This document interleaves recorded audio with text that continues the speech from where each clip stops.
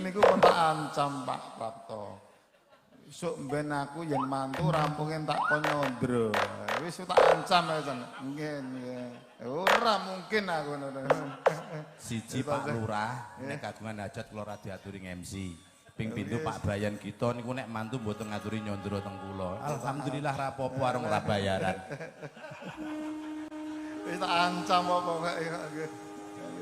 Ayo monggo, Mbak. Ning apa asik.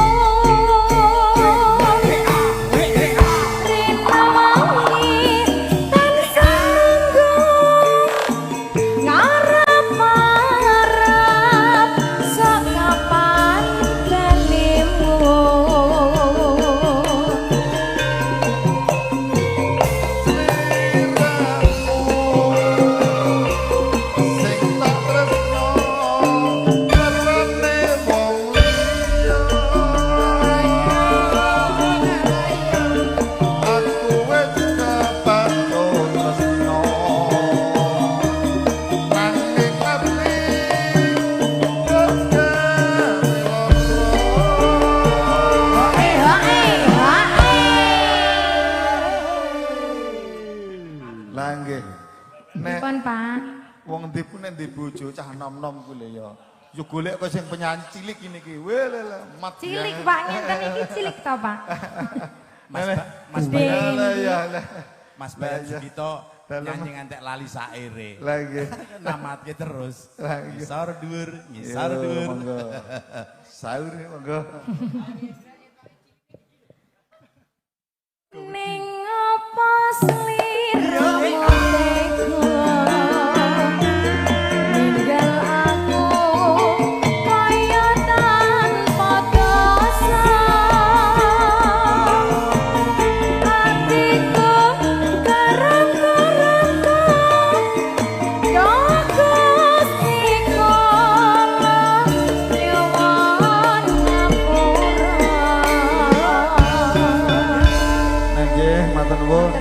Mas Ade nggih.